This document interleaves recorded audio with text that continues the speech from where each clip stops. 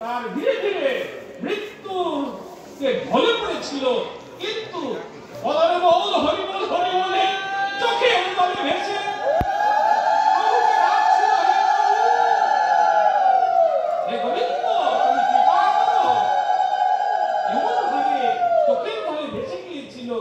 প্রাণ খুলে কেটেছিল। বিষ ধীরে ধীরে শরীরে ছড়িয়ে যখন তার দেহটা চলে যাবে, দেবগণ পুষ্প বৃষ্টি করেছিল, বলেছিল অনেক সিদ্ধি পুরুষ দেখেছি, অনেক মানুষ দেখেছি, অনেক বৈষ্ণব দেখেছি, কিন্তু এমন মানুষ দেখি নাই যে মরার সময় বদলে বল হরি বলছে। এমন মানুষ দেখি নাই চোখের জলে ভেসে হাত দু হাত করে বলছিল হরি বল। দেবতা হলে হবে কি, উৎকৃষ্ট করে ধর্ম হলে হবে কি, এমন মানুষ দেখি নাই। কাজেই মা, এই তো আমরা এসেছি বৃন্দাবনে, এই ভাগবতীয় কথা শ্রবণ করে এই মহারাজ পরীক্ষিতের মতো কিন্তু আমরা মুক্তি লাভ করার জন্য এসেছি। তারপরও যে অনুষ্ঠান আজকে যেখানে হচ্ছে, যারা করছে তাদের যে মাতৃকুল পিতৃকুল এমনকি পিতামাতা, তারা কর্ম অনুসারে হয়তো এখানেই থাকুক, যেতে আশেপাশাংশী দিদি নানি বিহায় নবানি গৃহান্তি নবপরাণি নানি সুজাতি নবানি দেই। একটি করে গৃহবস্ত্র জীর্ণ হয়ে গেলে সেটা নতুন কিনতে হয়। তদ্রূপ মানুষের জীর্ণ দেহ ত্যাগ করে আবার নতুন দেহ ধারণ করতে হয়।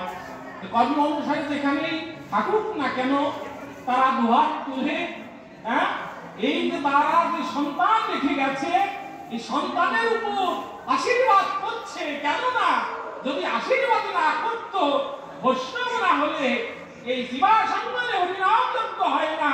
শিবাসের মতো যদি বৈষ্ণব না হয়, তাহলে হরিনাম যজ্ঞ হয় না। শিবাস মানে কি? শ্রী মানে সুন্দর, বাস মানে বাসস্থান।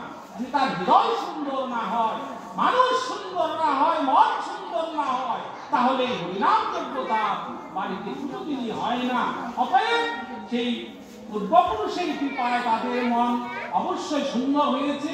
তারপর আবার এই যে বৈষ্ণবের কৃপা, বৈষ্ণবের চরণ ধুলি, বৈষ্ণবের আশীর্বাদ, তারা এখন এই ভাগ্য তাদের খুলেছে, তারা পেয়েছে।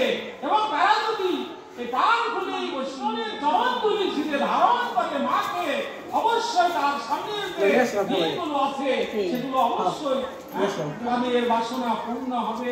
তারপর আমি তাদের গুরুদেব হয়ে ভক্তের চরণে আমি মিনতি রাখি, আপনারা সবাই আশীর্বাদ করবেন। ওদের যেন সেই প্রেম, সেই ভক্তি, সেই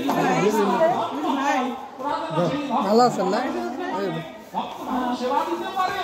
আর ভক্তের পদধূলি যেন আমরা গায়ে রেখে মানব ধন্য করতে পারি।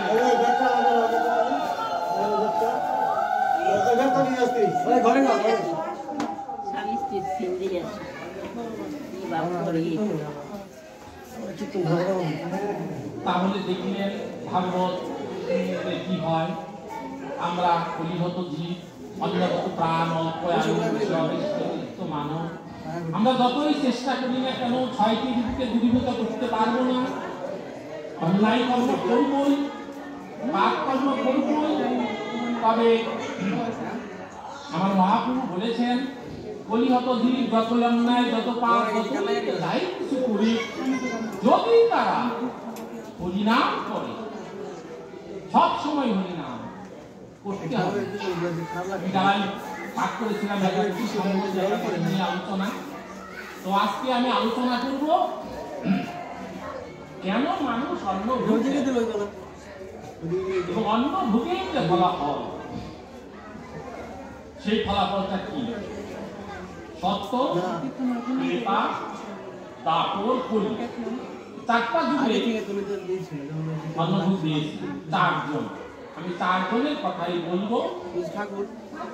ভগবান তাদেরকে কি আশীর্বাদ দিলেন, কি পেলেন।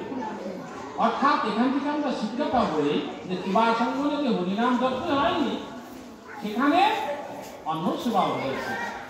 আমার মহাপ্রভুর সাথে পারিষদ এমনকি ভক্তবৃন্দরাও সেই অন্ন সেবা করেছে এবং সেইখানে অন্ন সেবা করে মহাপ্রভুর কাছ থেকে আশীর্বাদ পেল।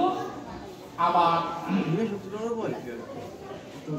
বৃন্দাবনে সেই ব্রাহ্মণ পত্নীগণ মধ্যাহ্নকালে আমার গোবিন্দকে অন্ন সেবা করে সেখানে কি আশীর্বাদ পেল।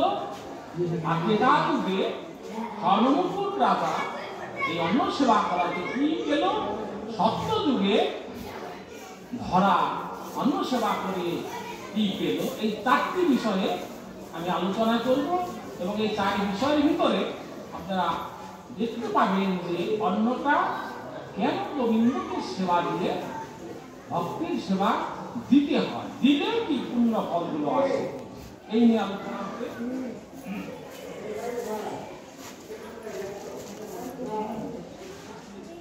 প্রথম বলিতে আসি বলিতে হলো শিবা সঙ্গম। আমাদের এই যে নামযজ্ঞ এটা শিবা সঙ্গমে হয়েছে এবং সেটা এই ভারতবর্ষে বা বাংলায় যেখানে এই নামযজ্ঞটা হচ্ছে শিবা সঙ্গম। শিবা সঙ্গমে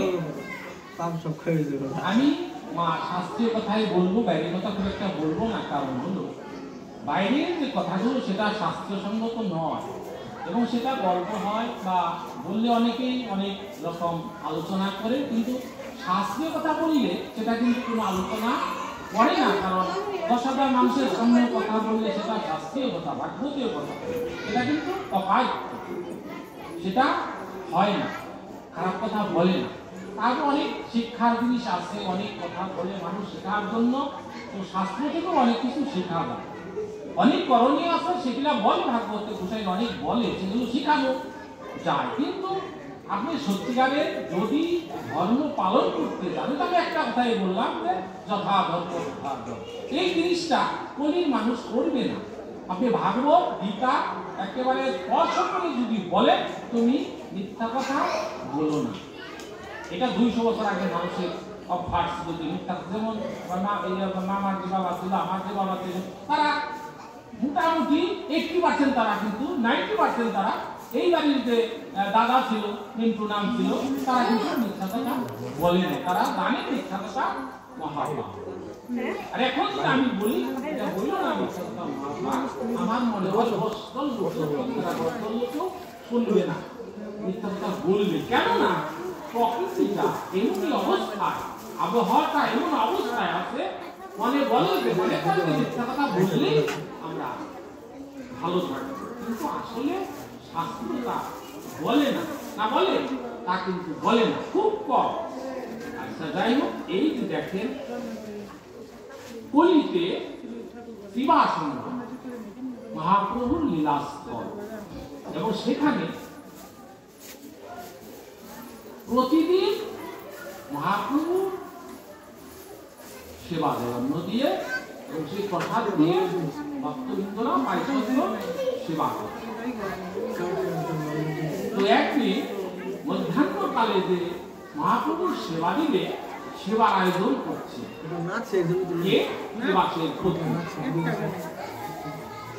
ব্যঞ্জনাদি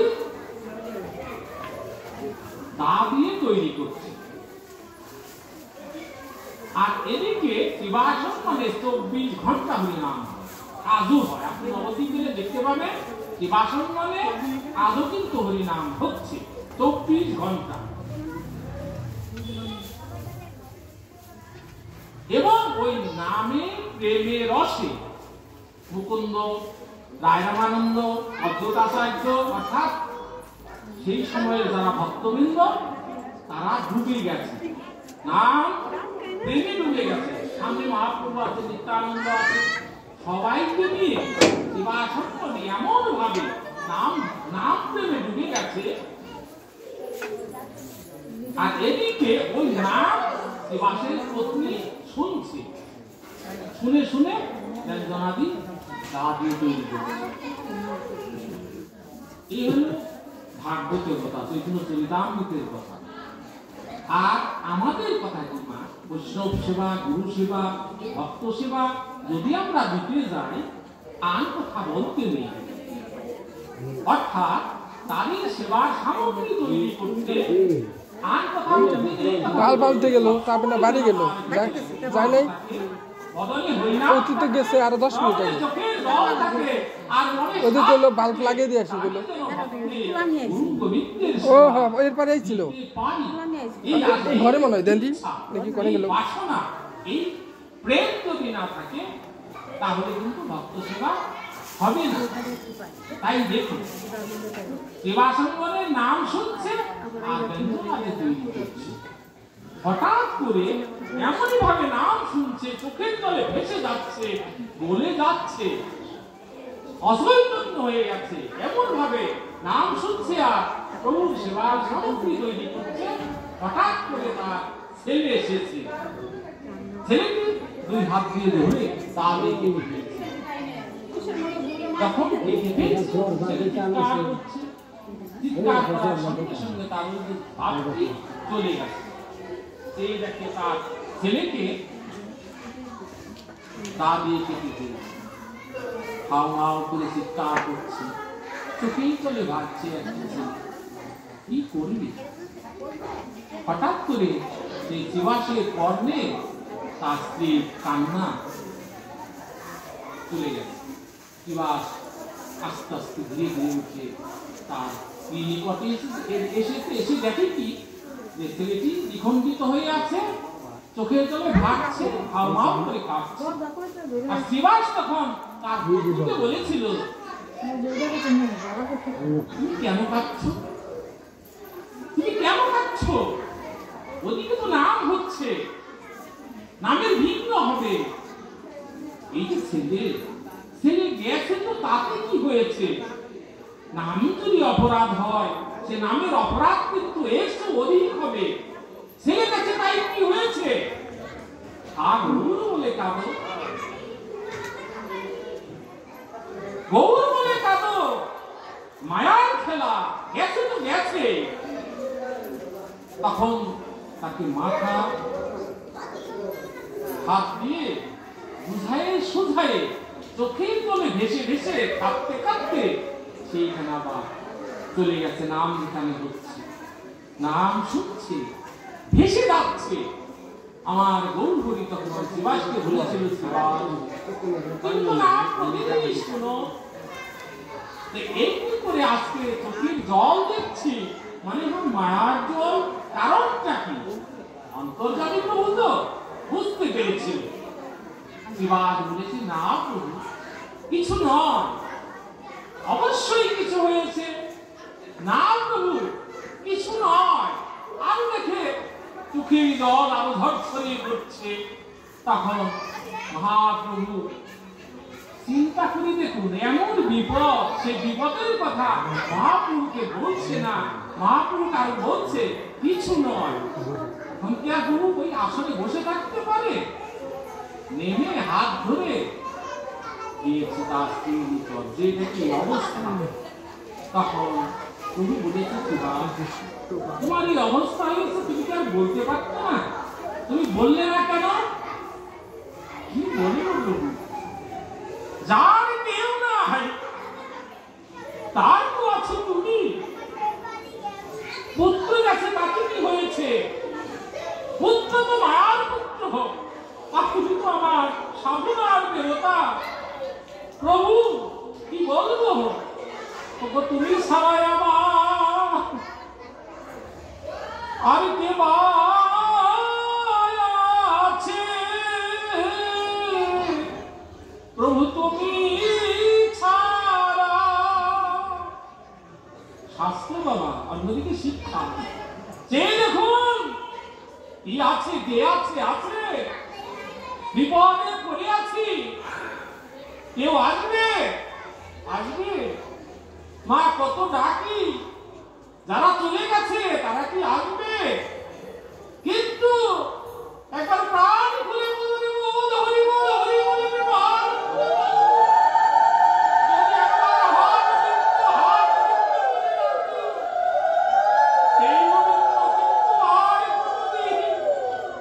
দূরে থাকতে পারবে না। সেই গোবিন্দ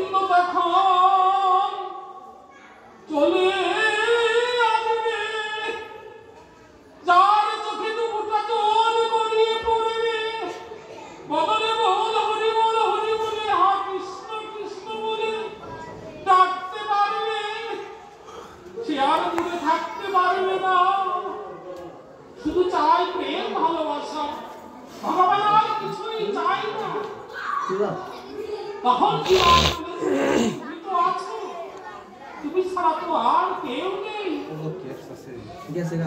তখন শিবাসকে কষ্ট করেছিল, শিবাস তুমি যে প্রতিদিন তুমি যে অন্ন সেবা দাও, আচ্ছা যদি কোনোদিন তুমি অন্ন সেবা না দিতে পারো তখন তোমার কেমন লাগবে, কেমন হবে? তখন শিবাস মহাপ্রভুর হাত ধরে নিয়ে গিয়েছিল একটি ঘরের ভিতরে। সেই ঘরটির মধ্যে দেখে কি যে তিনখানা বলছি খালি বলছি, তিনখানা খালি বলছি।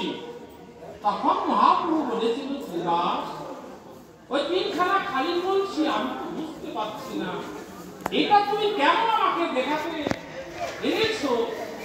তখন শিবাস বলেছিল, কেন এনেছি প্রভু? যদি তোমার সেবা নেই, ভক্ত সেবা নেই, যেদিন আমি এই তোমার সেবা ভক্ত সেবা না দিতে পারবো, আমি একদিন, দুই দিন, তিন দিন দেখবো, তিন দিনের শেষে যদি তোমার সেবা আর ভক্তের সেবা না দিতে পারি, এই যে স্বামী স্ত্রী আর পুত্র তিনজনে ওই তিনটি কলস গলে বেঁধে ওই গঙ্গার জলে আমরা সবাই প্রাণ বিসর্জন করে যাব, এই হলো মনের বাসনা। কাজেই তোমার সেবা আমরা যেন দিতে পারি। তখন প্রভু বলেছিল, ধন্য ধন্য তোমাকে আমি বলতে পারি অন্নপূর্ণার অন্নের অভাব হতে পারে, কিন্তু জীবনে তোমার কোনোদিন অন্নের অভাব হবে না। আমি তোমাকে আশীর্বাদ করি, তুমি যে পর্যন্ত পৃথিবীতে থাকবে তোমার এই সেবা সঙ্গে প্রতিটি অন্ন সেবা হবে। বল হরি বল, হরি বল, নাম নাম কীর্তন হবে, ভক্ত গণ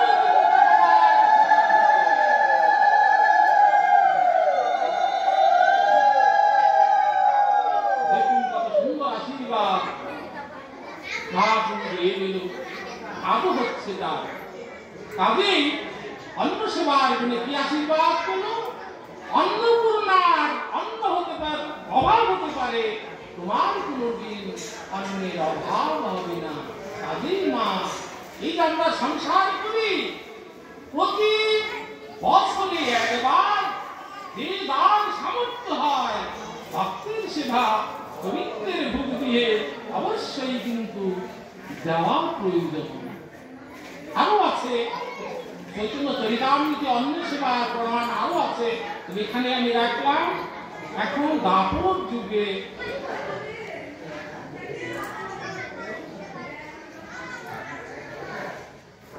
যুগের কথা বললাম, দাপর যুগে ব্রাহ্মণ পত্নীগণ অন্ন নিয়ে যেত, অর্থাৎ কোন সময় দেববৎস এবং কি ভগবান শ্রীকৃষ্ণ, নন্দ মহারাজ, উপানন্দ, কানাই, বলাই যত আছে সবাই সেখানে দুষ্ট খেলা খেলত। দুষ্ট খেলা খেলতে খেলতে এমনই হতো মধ্যাহ্নকালে ক্ষুধা লাগতো। রাখাটা বলতো, কানাই ফল অনেক খেয়েছি, দুধ অনেক খেয়েছি, একটু ভালো নেই, অতএব অন্য খাবার ইচ্ছা হয়েছে, তাহলে অন্য ব্যবস্থা করতে নেই। এমনি করে কানাইয়ের কাছে আবদার করত। তখন কানাই বলরাম আর সুবলকে পাঠাতো ব্রাহ্মণ পত্নীদের নিকট। তারা অন্ন নিয়ে আসতো। যখন অন্ন নিয়ে আসতো, অন্ন গোবিন্দকে সেবা দিত, তখন আর দিতে চাইতো না। বলতো কি, গোবিন্দ আমরা ঘরে ফিরে যাবো না, তোমাকে দর্শন করেছি, তোমার কৃপা চাই। গোবিন্দ হে, তুমি জানো তো আমাদের মনে কি বাসনা, আমাদের মনে কিন্তু বাসনা আছে। কি বাসনা? হে গোবিন্দ, আমরা যেন তোমাকে বন্ধু রূপে পাই, স্বামী রূপে পাই, এটা কবে আশা পূরণ হবে? তখন এই অন্ন সেবা করে সমস্ত রাখালগণ এমনকি আমার গোবিন্দ তখন তাদেরকে সবাইকে আশীর্বাদ করেছিল, তোমাদের আশা পূরণ হবে। কোন সময় হবে? যেমন পদাবলী চিত্রনাথকে শারদচন্দ্র পবনমন্দ বিপিনে ভরল কুসুম গন্ধ। শরৎকালীন সময় আকাশে উদিত পূর্ণচন্দ্র, বিকশিত দুই মালতী জুথি, মৃদু মৃদু পবন প্রবাহিত, ফুলের গন্ধে বৃন্দাবন ভরিয়া গিয়াছে। সেই সময়ে তোমার বাসনা পূরণ হবে। অর্থাৎ এই দিনে মানুষ সেবা দেওয়ার কারণে তারা কিন্তু গোবিন্দ কিন্তু আশীর্বাদ দিয়ে তোমাদের বাসনা পূর্ণ হবে। ত্রেতা যুগের কথা বলছি। ত্রেতা যুগে হলো রাম এবং সীতা। সীতাকে বনবাস দিয়েছিল। সীতার বনবাস হওয়ার পর যখন ফিরে আসলো, সেই অযোধ্যাতে প্রচুর আনন্দ হয়েছিল। এমনই আনন্দ হয়েছিল যে 12 বছর সীতাকে না দেখে অযোধ্যাবাসী রাম এবং সীতাকে যুগল রূপ না দেখার কারণে কিন্তু তারা মনক্ষুণ্ণ ছিল, কষ্ট ছিল। কিন্তু যখনই পেল তার আনন্দে ভরে গেল। এমন সময় এক ব্রাহ্মণ, তার নাম হলো খান্ডর ব্রাহ্মণ, সে সিদ্ধি পুরুষ, সে স্বর্গেও যায়, মর্তেও যায়, পাতালও সব দিকে যেতে পারে, সিদ্ধি পুরুষ। সে একটা মুকুট, স্বর্ণ মুকুট নিয়ে এসেছে। কেন এসেছে? যে রাম আর সীতা যদি একত্র হয় তখন আমি এই স্বর্ণ মুকুটটা তার স্বামীর মাথায় পরিয়ে দেব। হাতে সেই স্বর্ণ মুকুটটা নিয়ে এসেছে। তখন রাম জিজ্ঞাসা করেছে, হে ব্রাহ্মণ, এই স্বর্ণ মুকুট কোথায় পেলেন, কিভাবে পেলেন? আপনি তো দরিদ্র ব্রাহ্মণ, এই স্বর্ণ মুকুট? তখন উনি বলল, এর কথা আমি সংক্ষেপে বলছি। সেই রামের কাছে সংক্ষেপে বলতে থাকলো কি, যে স্বর্ণমুকুট রাজার নামে একজন ছিল, এক রাজ্যে বহু স্বর্ণ, বহু টাকা পয়সা, ধন, অনেক কিছু দান করেছে। হীরামণি মানিক অনেক দান করেছে। এই দান করার ফলে বিষ্ণুকে বাস, বিষ্ণুর সেবা করে, বিষ্ণুকে বাস করে। কিন্তু সে আহার করে ঘাসের জল, অর্থাৎ ঘাসে যে জল বেঁচে থাকে, শিশির, শিশিরের জল পান করে তার জীবন ধারণ করে। সেই ব্রাহ্মণ সেইখানে গিয়েছে, গিয়ে দেখে যে বৈকুণ্ঠ ধামে বিষ্ণুলোকে বাস, অথচ সে শিশিরের জল পান করে জীবন ধারণ করে অন্ন খেতে পারে না, অন্য কিছু খেতে পারে না। তখন তাকে জিজ্ঞাসা করেছে, তুমি শিশির জল পান করে তোমার জীবন ধারণ করো, কত পুণ্য বলে তুমি বিষ্ণুলোকে এসেছ, অথচ তুমি এই শিশিরের জল পান করে জীবন ধারণ করছো, ব্যাপার কি? কারণ ব্যাপার তো জানি না। আচ্ছা, তুমি যদি না জানো তাহলে বিষ্ণুর কাছে একটু জিজ্ঞাসাবাদ করো। বিষ্ণুর কাছে যাও, না যায় তাকে জিজ্ঞাসা করো। তখন বিষ্ণুর কাছে ব্রাহ্মণ দিয়ে জিজ্ঞাসা করে, জিজ্ঞাসা করার পর বিষ্ণু বলে, কি বলে? যে তুমি অনেক দান ধ্যান করেছো, অনেক কিছু করেছো, কিন্তু জীবনে কোনোদিন অন্ন দান করোনি। তখন ওই লোকটা ব্রাহ্মণের কাছে বলেছে যে বিষ্ণুদের কথা বলেছে, আমি বলে জীবনে কোনোদিন অন্ন দান করি, দানের ফলে আমি বিষ্ণুকে কিন্তু অন্ন দান করি। তুমি শোনো কি আমার ব্যবস্থা কি, কোন উপায় আছে কিনা? পরের দিন আমার গিয়ে বলে, উপায় আছে না বলবো, উপায় আছে। তুমি যেহেতু দান করেনি, তুমি যদি তোমার যদি পুত্র থাকে, পুত্র যদি অন্ন দান করে, তাহলে তোমার মোটামুটি অপরাধ ক্ষমা হবে, তুমি তোমার অন্ন খেতে পারবে। ব্রাহ্মণের কাছে এইভাবে বলে, ব্রাহ্মণ এসে ওই স্বর্ণমুকুট রাজা পুত্রের কাছে সমস্ত কথা বলার পর পুত্র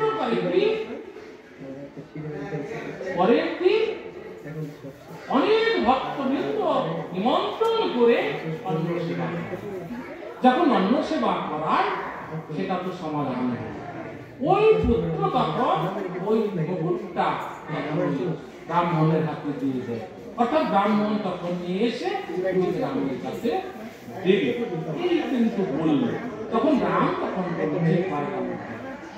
বলল সত্য কথা, আমার বাবাও কোনদিন অর্থাৎ দশরথ রাজাও কোনদিন অন্নদান করেনি, তাহলে আমিও তো কোনদিন অন্নদান করিনি। তখন সীতাকে বলে, সীতা কেমন হবে যদি এরকম ফলে যদি একটা সুন্দর ব্যবস্থা হয়, তাহলে তো আমার অন্নদান করা উচিত। পরের দিন তাড়াতাড়ি সবাইকে নিমন্ত্রণ করে অন্নের ব্যবস্থা, সেবার ব্যবস্থা এখানে রান্না রাখতে। তখন সীতা বলল, যেহেতু ভক্তদের সেবা তুমিও জানি বা তোমার আমার শ্বশুর মশাই দেয়নি, রান্নাটা আমিই করি।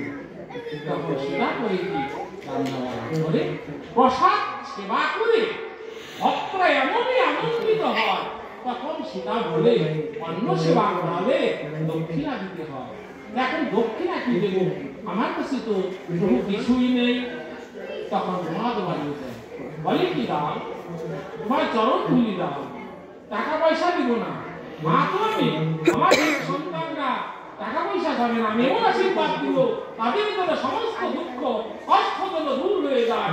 একমাত্র তোমার চরণ ধুলি তুমি আমাকে দান করো, তাহলে এই ভক্তের দুঃখ দূর হবে। এটা তোমার শাস্ত্রীয় কথা, তাই না?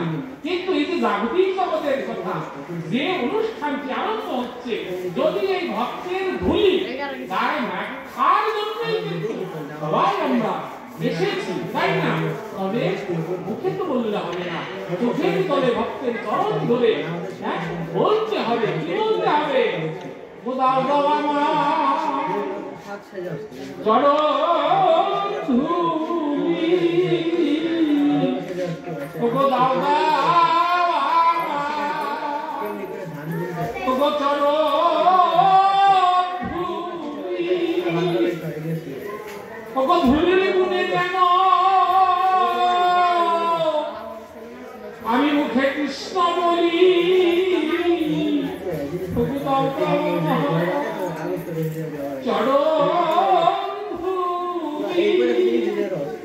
আমি ধুলির গুণে যেন মুখে কৃষ্ণ বলি,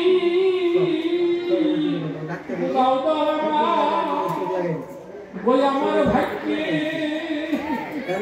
কবে বা হবে, বই আমার ভাগ্যে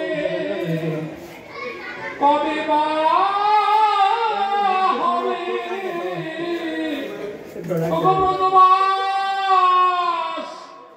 গোবিন্দ সেবা আমার ভাগ্যে কবে বা হবে,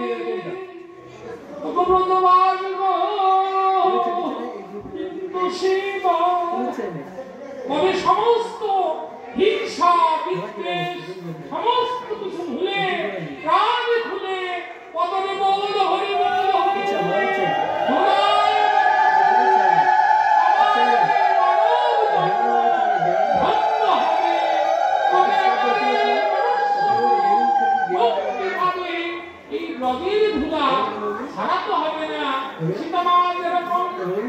রামের চরণগুলি ভক্তকে দান করেছিল।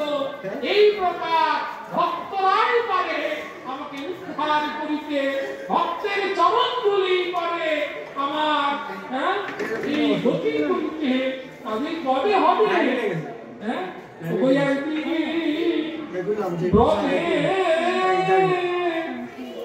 ধুলি গায়ে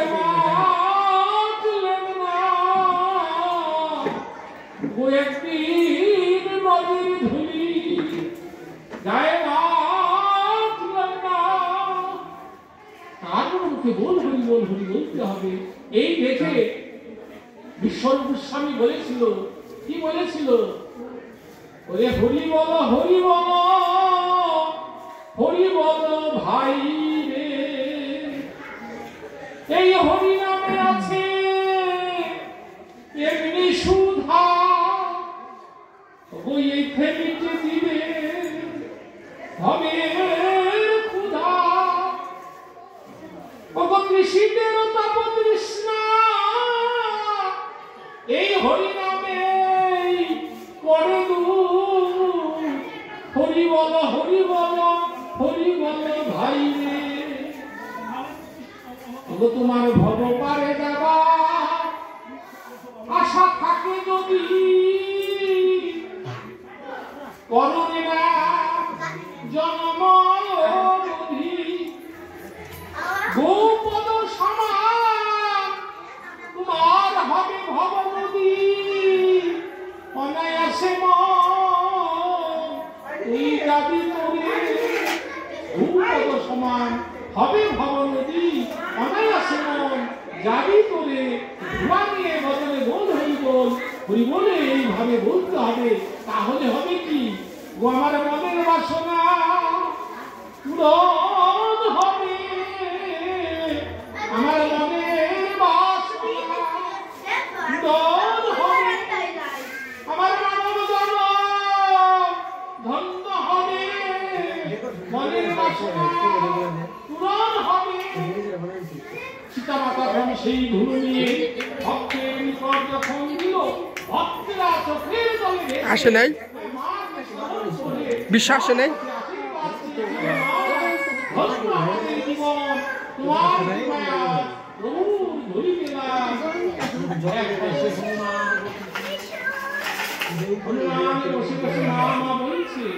কিন্তু হনুমানকে তখন ওই চরণ ভূমি ছিল না।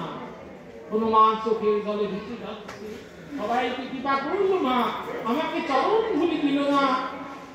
যখন সেই প্রভুর নিকট সীতা চলে গেল, হনুমান চোখের জলে ভেসে করো দূরে দিয়ে বলল, মা আমি কি অপরাধী তাই না?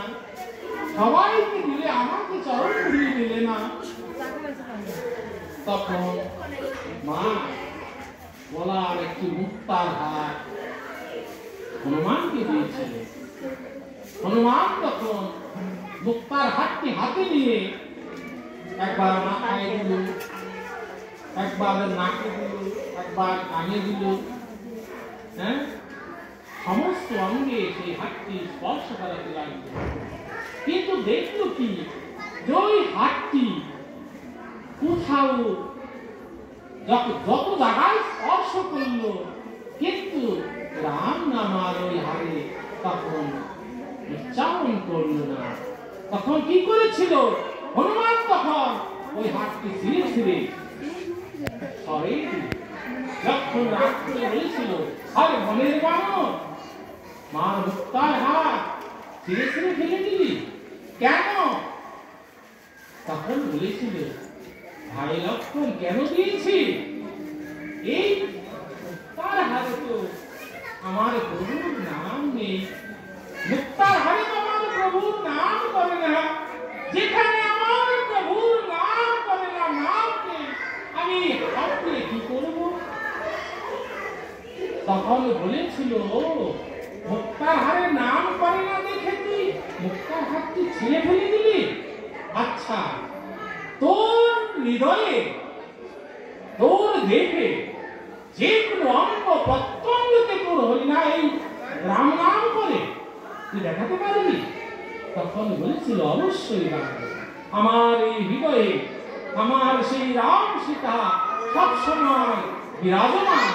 আমার হৃদয়ে তুই দেখতে চাও, তখন জয় রাম বলে তখন বক্ষ ছুঁয়ে দেখিয়েছিল, এই দেখো আমার বক্ষে সেই রাম সীতা দুর্বল হয়ে আছে। এই দেখেন অন্য সেবা কত তাৎপর্য, অন্য সেবা কতগুলো ভক্তের মনোবাঞ্ছা রাম পূরণ করল।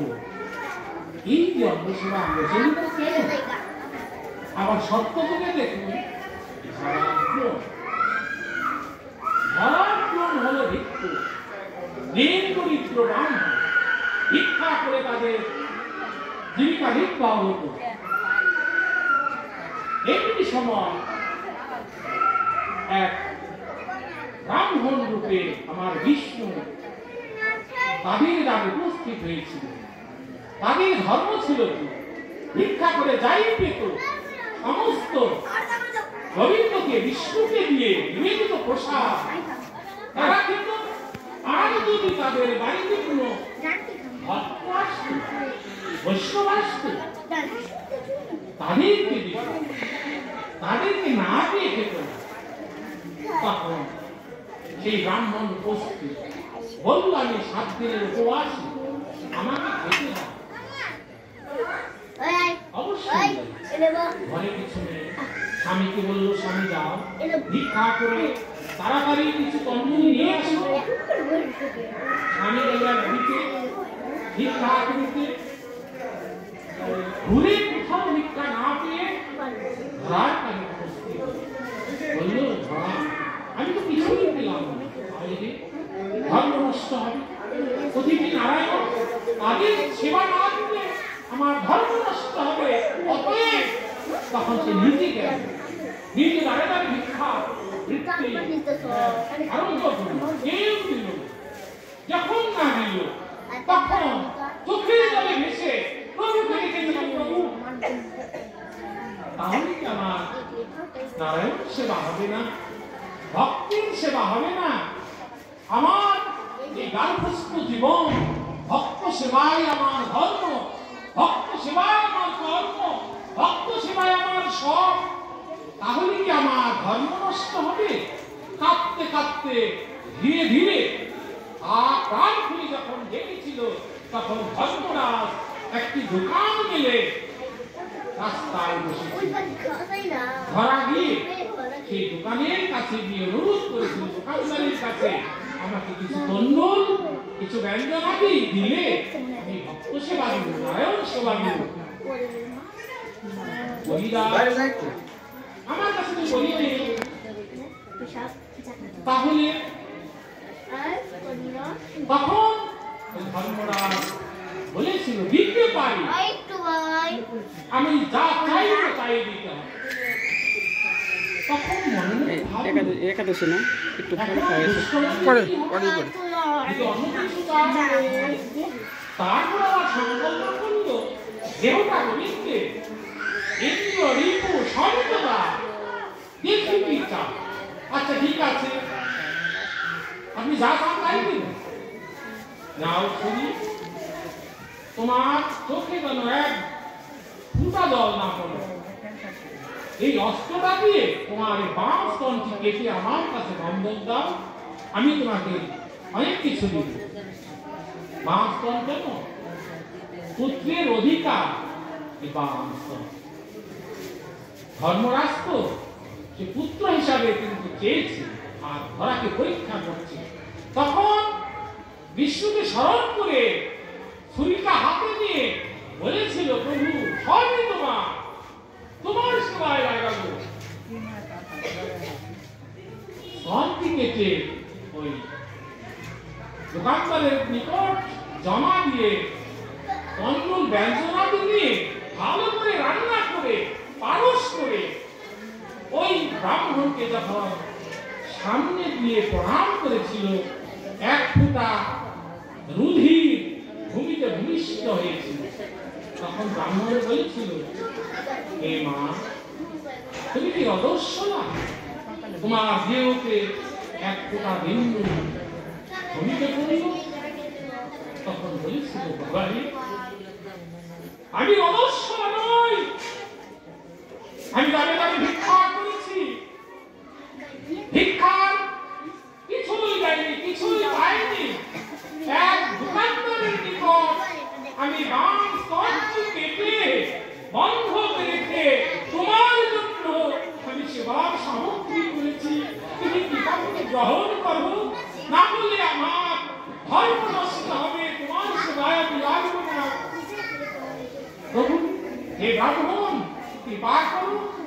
তখন তাকে বিষ্ণুমূর্তি দর্শন দিয়েছিল আর বলেছিল, মা, জগতে বহু মা আছে, কিন্তু আমার স্তন কেটে কিন্তু বৈষ্ণব সেবা, নারায়ণ সেবা, ভক্তের সেবা দেয়নি।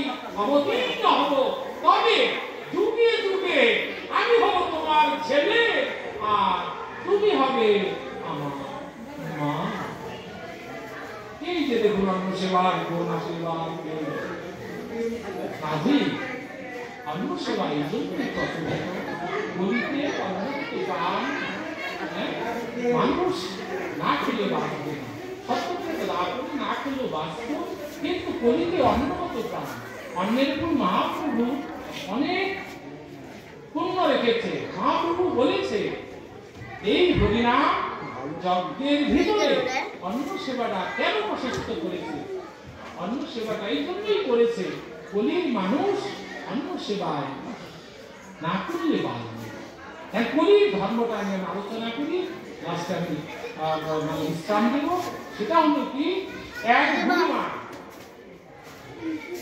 প্রতিদিন গোবিন্দের বুদ্ধি প্রসাদ কিন্তু ভিক্ষা করে গোবিন্দ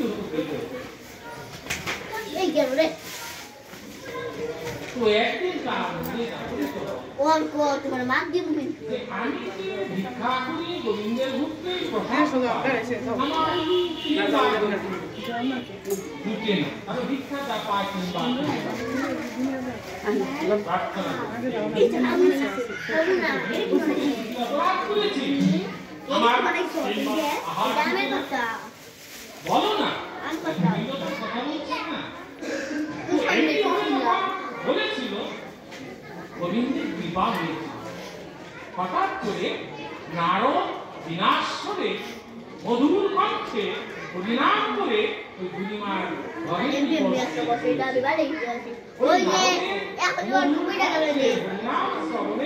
বুড়িমার ঘর থেকে বের হয়ে একটি অপূর্ব কান্তি সুন্দর পুরুষ হরিনাম করছে জিজ্ঞাসা করেছিল কোথায় যাও বাবা এত সুন্দর হলে নাম করে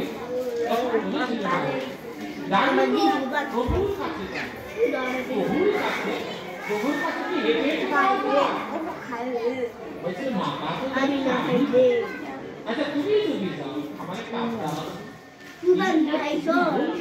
আমি এত কষ্ট প্রভুর কাছে কষ্ট করে তখন বলেছে যে মানুষের কর্ম এই জন্মটা করছি আবার জন্ম নিয়ে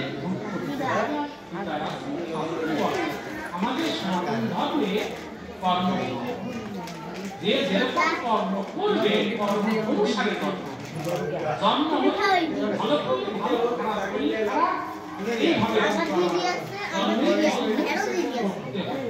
আমাদের সনাতন ধর্মে জন্মান্তর আছে কথা বলেছিল যে কর্ম করে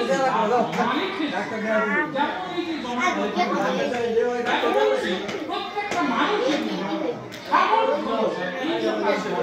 অবশ্যই রাখতে হবে না রাখা এর জন্য অন্নসেবা আলোচনা আমি করেছি আর এটাও দেখুন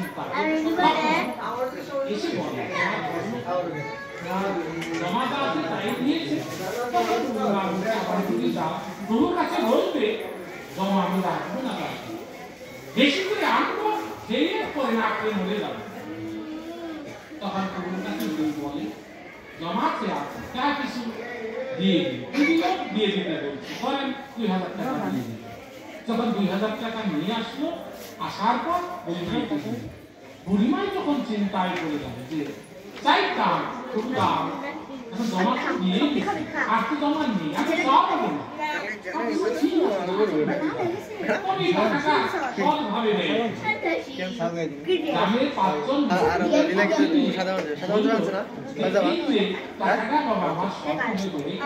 কি করলো একটু ভাগবত দিয়ে আজকে দুপুরে বলে ভালো কিনে অর্থাৎ গোবিন্দের সেবা দিয়ে সবাইকে এখন বুড়িমা ভিক্ষাইতে যায় তিনি তো সেবা করে ভক্তের সেবা প্রভুর নিবেদন করে প্রভুর কাছে প্রার্থনা করে প্রভুর কাছে তখন বলে আবার যদি সেই সুপুরুষে পেতাম জিজ্ঞাসা করতাম তো নারদ যায় বাবা হরে কৃষ্ণ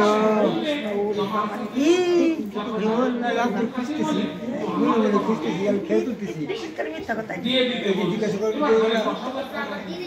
যে 10,000 টাকা জমা গ্রহণ করেছি এই ছেলে এবার আমি আবার কি করবো পরের দিন ভক্তদের সেবা এখন পূর্ণিমার মা ভিক্ষায় যেতে হয় না ওই গ্রামের লোকেরা ওই পাড়া লোকেরা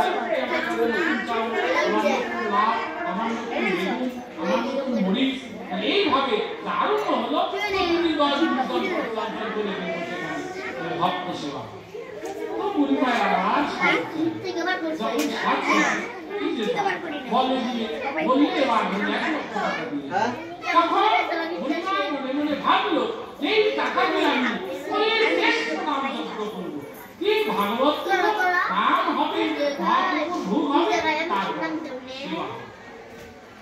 এইভাবে যখন তার বাড়িতে এরকম হলো এখন কিন্তু আর দীক্ষা তো করবি আশ্রমে পরিণত যখন আশ্রমে পরিণত হলো তখন আবার তার শাস্ত্র কারণ যেটা কারণ আমরা নিত্যানন্দ বলি নিত্যানন্দ কি নিত্য আনন্দ নিত্যানন্দ নিত্য সত্য নিত্য নিত্য প্রতিমূর্তি যা গোবিন্দের ভজনে কৃষ্ণ ভজনে নূতন নূতন আনন্দের উদয় হয় সেই জন্য মনে করে কিঞ্চিত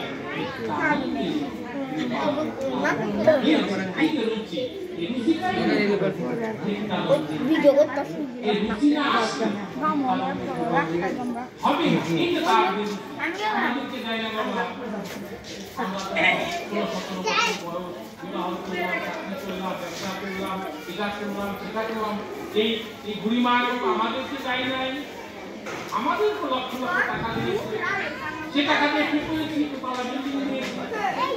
পুত্রদেরকে দিয়েছি পুত্ররা তুমি কি সংসারে মাইকে দিয়েছে মায়ের তুমি এমন ঘটনা আর এই তুমি কিন্তু বিভিন্ন লোক করা কিন্তু না করে যখন এই পর্যায়ে করলো তখন আবার যখন গেল তখন প্রভু কথা বলছিল না চুপ করে বসে রয়েছে নারদ বলছে প্রভু কেন কথা বলছে না বলো না তখন প্রভু বলেছিল গোবিন্দ বলেছিল কি বলবো রে ওই ভুলবার যা জমা আছে তুই কে বলিস তার নিয়ে আমি জীবনে শোধ করতে পারবো না তখন ভুলবার কাছে যখন নারদকে খবরটা বলে ভুলবার তখন বলে বাবা রে আমি তার আমার কাছে সে রীতি তুমি দিয়ে বলবে সেটা নয় আমার সঙ্গে দেখা তোমার তার আমি লাগবো না রে সেটা নয় আমার সঙ্গে তুমি আমার কাছে এটা কেমন কথা তুমি তো ভগবান তুমি তো আমার কাছে ঋণী হতে পারো না তুমি আসো আমাকে দেখা দাও তখন আমার গোবিন্দ বাসিটা নিয়ে তখন পরিবার কাছে এসেছিল এসে বলেছিল মা এই তো আমি এসেছি দেখো দেখেছি বাসি হাতে নিয়ে আমার গোবিন্দ দাঁড়িয়ে আছে তখন মা চরণে পড়েছিল আর বলেছিল গোবিন্দ তুমি যখন এসেছো আমার বাসনা তুমি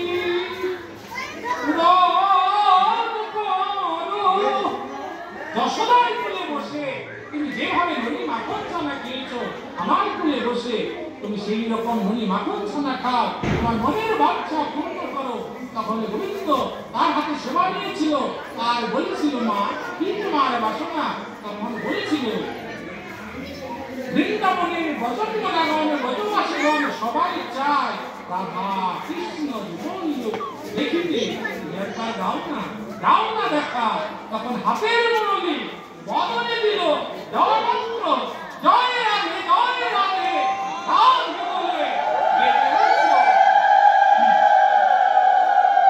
শুনিয়া সেই মুরলিটা হরিমায়ের শীতল হইল দেখেছি কৃষ্ণ বামেরা দাঁড়ায়ে আছে কৃষ্ণ বামেরা বুড়িমাই দেখে কৃষ্ণ বামেরাই দাঁড়িয়ে আছে আজ বুড়িমাই তুই হে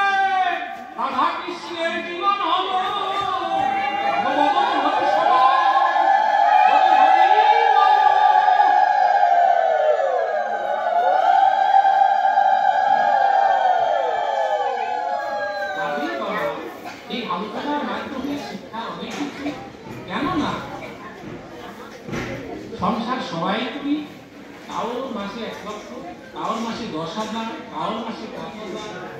হ্যাঁ, এই শিক্ষাটা এই প্রাণ খুলে আজকে প্রদীপের হয়তো সম্পূর্ণ ভাগ্য হয়েছে 5 লক্ষ টাকা ব্যয় করে এই নামজাতির অনুষ্ঠান করেছে, হয়তো আমার নাই অমুকের নাই, কিন্তু বছরে একবার এই বৈষ্ণব সেবা প্রত্যেকদিন জানা উচিত। কেননা গোবিন্দের কাছে প্রার্থনা করতে হয়, গোবিন্দের কাছে বলতে হয়। আর একটা কথা হলো, আমি যে আমার মায়ের যে ইচ্ছাটা দেখলাম প্রায় 50টা নামাবলী দিয়েছে, ভক্তদের বলে নামাবলী দিয়েছে। ভালো কথা, মা দিয়েছে কেন? নামাবলী দিয়েছে এই জন্য যে এই নামাবলী দিয়ে আমার শ্রী গোবিন্দের সেবা ছাড়া অন্য সেবা করা যায় না। সত্যি পূজা করতে গেলে নামাবলী দিয়ে কিন্তু পূজা সত্যি পূজা করা যায় না। একমাত্র গোবিন্দ পূজা যদি কেউ করে তাহলে নামাবলী দিয়ে গোবিন্দ পূজা দিতে হয়। তবে যাদেরকে দিয়েছে শুধু ওটা টাইটে ধরে রাখার জন্য দেয়নি, তার তখনই সার্থক হবে প্রত্যেকেই যদি ওই নামাবলী দিয়ে এই গোবিন্দ সেবা দেয়, তাহলে আমার মায়ের দেওয়া সার্থক হবে। প্রত্যেকে কিন্তু দেওয়া উচিত। গোবিন্দ সেবা দিয়ে দিয়েছে, ভালো হয়েছে। যদি কেউ এই গোবিন্দ সেবা নাও দেয়, নামাবলী যেহেতু দিয়েছে, এই নামাবলী নিয়েছে বলে, আগে ওই বলে নামাবলী দিয়ে গোবিন্দ সেবা অবশ্যই যেন দেয়। কারণ দিতে কেন হয়?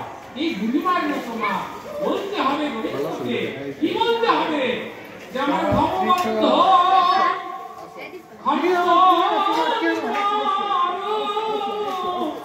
আমার ভগবন্ত যদি আমার নিবারণ করো, প্রতিদিন বলতে হবে।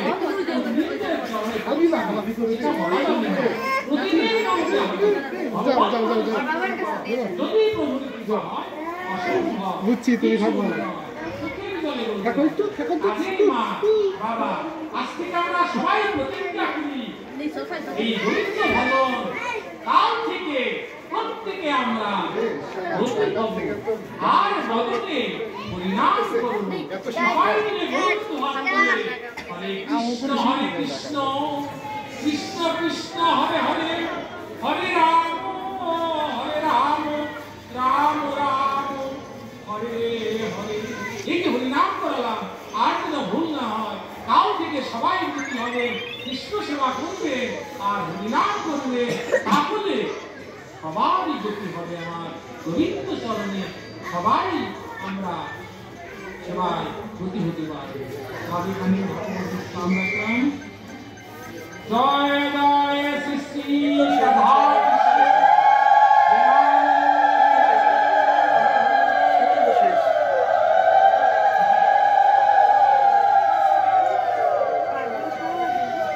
সারা